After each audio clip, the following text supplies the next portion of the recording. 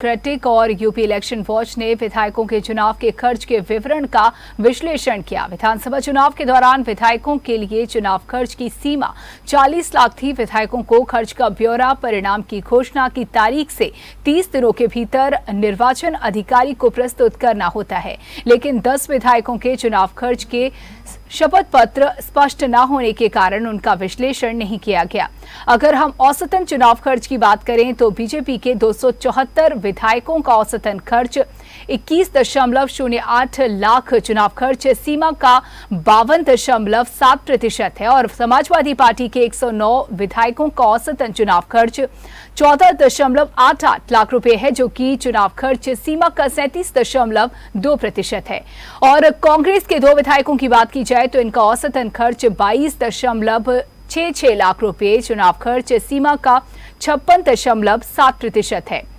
और वहीं बीएसपी के एक विधायक का चुनाव खर्च 9,43,000 है, जो कि चुनाव खर्च की सीमा का 23.6% है।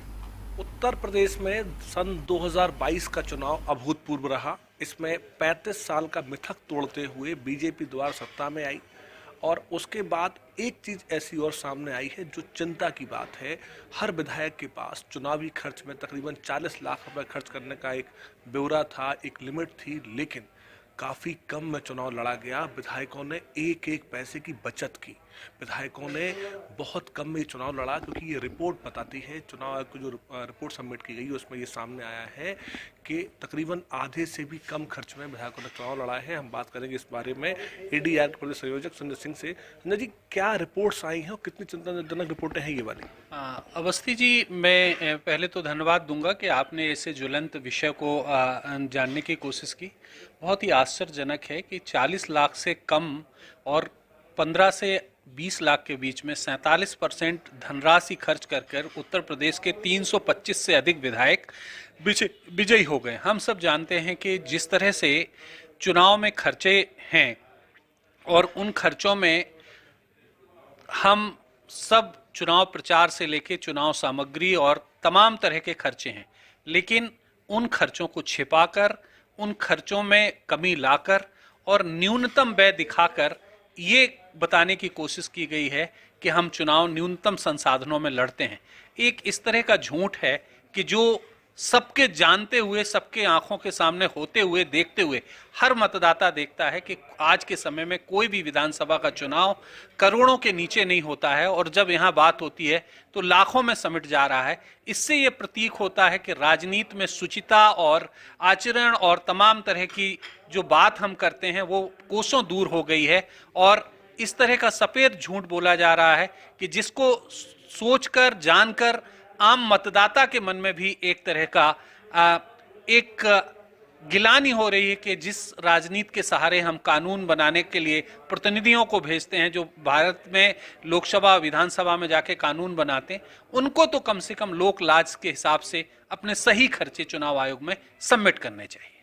अच्छा, और ये सब कुछ तब हुआ है जब कई सारे कैमरे लगे हुए थे, चुनाव को देखने के लिए ऑब्जर्वेशन हो रहा था, उसके बाद ये खर्च कम दिखाए गए हैं। क्या एक एक पैसे को बचाकर इस क्या संदेश दिया है विधायकों ने? संजय जी, इस पूरे मामले के बाद में एडीआर ने ये रिपोर्ट सौंपी है, अब आप लोग किस तरह से पैरवी करेंगे कि इस तरह की चीज़ों पर अंकुश लग पाए?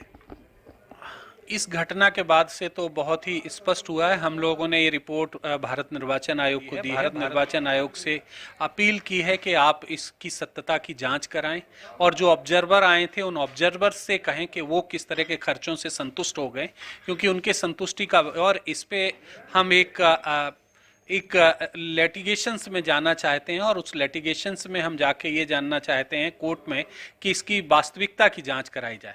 और इससे तो एक जो स्पष्ट निकल के आया कि अब हमारे जैसे तमाम सामाजिक कार्यकर्ता, एडीआर जैसा संगठन जो भारत में चुनाव सुधार की मुहिम में लगातार सक्रिय है, हम बात करेंगे राज्य सरकारों से और केंद्र सरकार से कि अब चुनाव स्टेट फंडिंग से ही कराए जाएं तो बहुत अच्छा है। जब इतने कम पैसे में विधायक जीत सकते हैं तो कोई भी प्रत्याशी के चुनाव का खर्चा सरकार ही वहन करे। इससे एक चीज जो स्पष्ट निकल के आ रही कि अब स्टेट फंडिंग से ही चुनाव के लिए भारत में कानून बने और हम लोग इसकी दिशा में आगे बढ़ रहे हैं।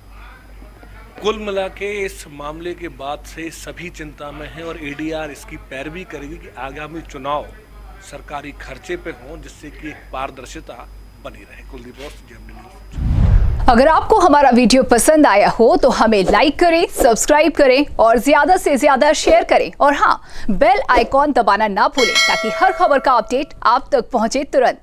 आप हमें इंस्टा, ट्विटर और फेसबुक पर भी फॉलो कर सकते हैं। हमारी आईडी है @JMD News।